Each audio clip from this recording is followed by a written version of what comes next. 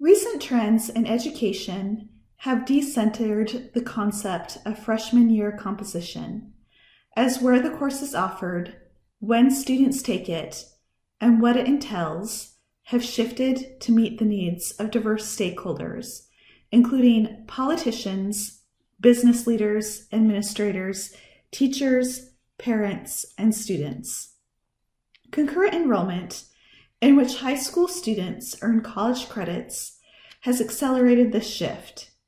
With growing numbers of concurrent enrollment students, 2 million in 2011, freshman composition will continue to shift rapidly. In response to these shifts, this presentation will focus on trends in the scholarship surrounding concurrent enrollment composition, along with the gaps our research addresses. So to begin with, I just want to introduce myself and my own investment in this topic, and then I'll provide an overview of the rest of this presentation. So my research and teaching at Southeast Missouri State University focuses on the continuum between high school and college level writing. And this interest actually stems from my background teaching both high school English and college English. And currently at Southeast Missouri State, I teach both composition and English education, and I work with high schools as a dual credit liaison. And my research explores programs such as concurrent enrollment that can potentially help student writers to make the transition from high school to college level writing. And so in this presentation, I'm going to address some different modes and modalities through which concurrent enrollment composition is delivered. I will specifically talk about some that have been unexplored and that will be further addressed in our panel.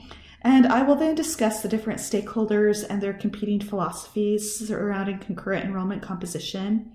And with so many stakeholders, these programs bear numerous benefits and challenges for students, administrators, teachers, and institutions. So it is important to ensure high quality and consistency across programs. And to this end, I will discuss the standards and assessments being designed to promote quality control in concurrent enrollment composition. Currently, several different models and modes are being used to deliver freshman composition to high school students. And the effectiveness of these different designs is underexplored in composition studies, and it's really the focus of our research.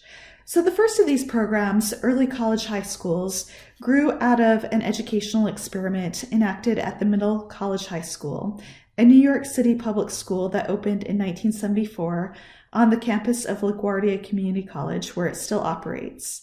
And these schools promote college access and success for at-risk students through their size, location, and institutional integration.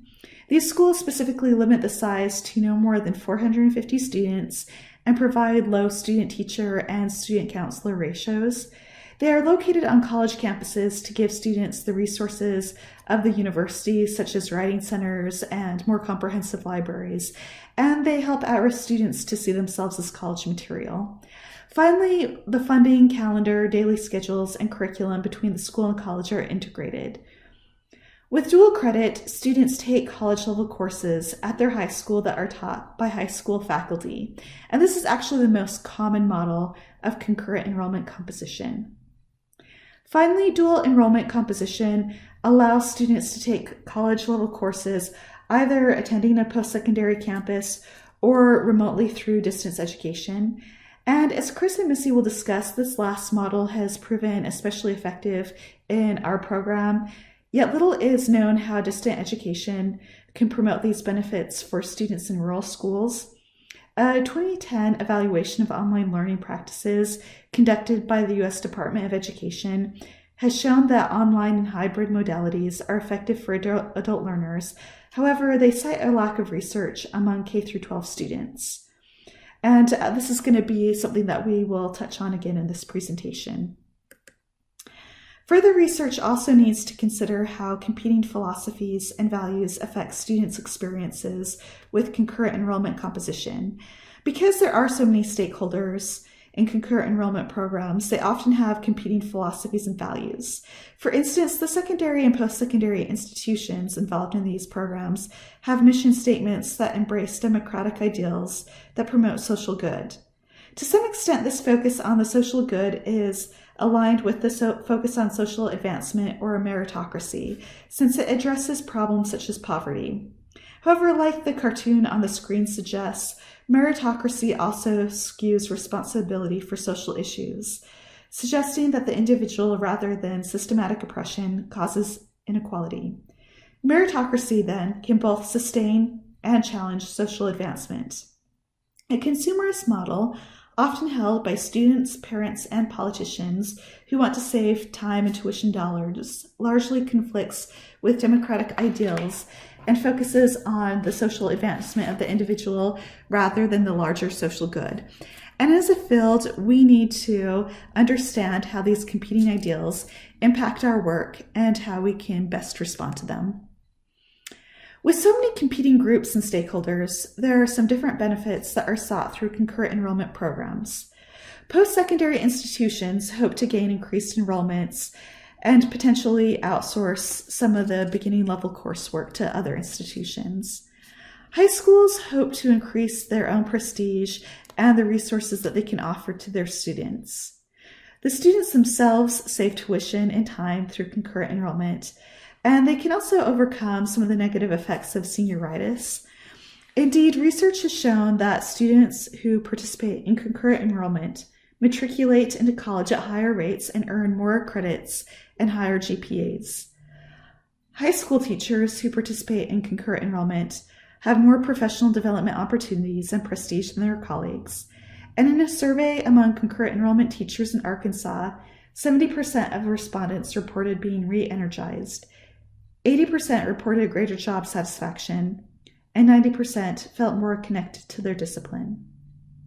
Finally, the field of composition studies as a whole benefits from the cross-institutional collaboration and research afforded by dual credit programs. However, along with these benefits come an equal number of challenges. As the image on the slide suggests, concurrent enrollment can leave teachers and students feeling like a fish out of water. This happens because high schools and colleges have very different cultures and contexts. High school teachers must respond to state mandates, standardized tests, and parents. For this reason, they may be more likely to shelter students and teach formulaic writing. These institutions also have different schedules and resources. Despite these differences, high school and college teachers must collaborate to create effective programs. Research has shown that effective concurrent enrollment programs are bilateral rather than unilateral.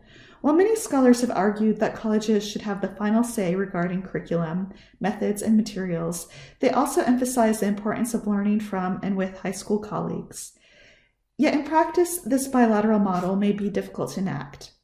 College faculty often do not understand what it is like to work with high school students. High school faculty do not always understand the theories and writing practices of college composition. Time and funding need to be available to bridge these divides by allowing site visits, grade norming sessions, workshops, seminars, and other ongoing conversations.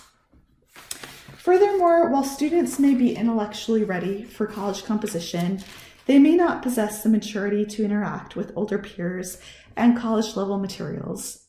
As Barbara Schneider has wondered in her description of the Toledo Early College High School, are students who still live at home with their parents, who are not old enough to drive cars, get married, be drafted, or go to an R-rated film without a supervising adult, ready to participate in a university education.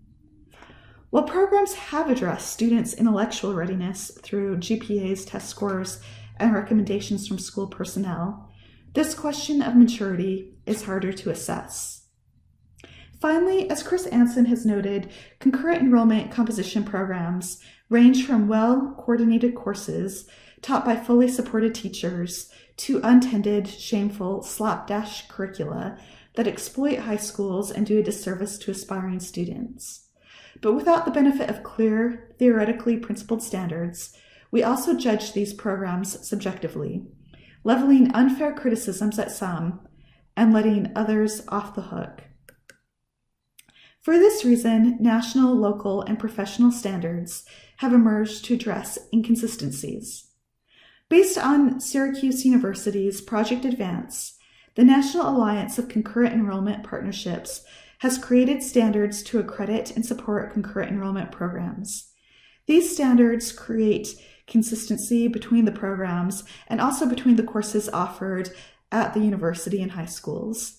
This consistency encourages post-secondary institutions to transfer credits from such programs. While this is valuable, these guidelines tend to be rather broad and generalized. So Chris Anson has also argued that we need more local standards and more standards that are specific to our profession. So programs such as the Missouri Colloquium on Writing Instruction have emerged to ensure that dual credit standards and assessments are responsive to local needs. And as a profession, SEAS has actually created a policy statement that considers issues such as student readiness, professional development, program and student assessment, consistency and integrity, materials and resources, and equitable working conditions.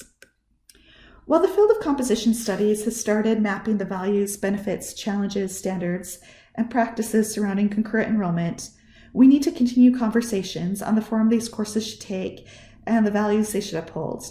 Missy and Chris will discuss what concurrent enrollment composition courses look like at Southeast Missouri State University and what our assessment data reveals regarding the efficacy of these practices.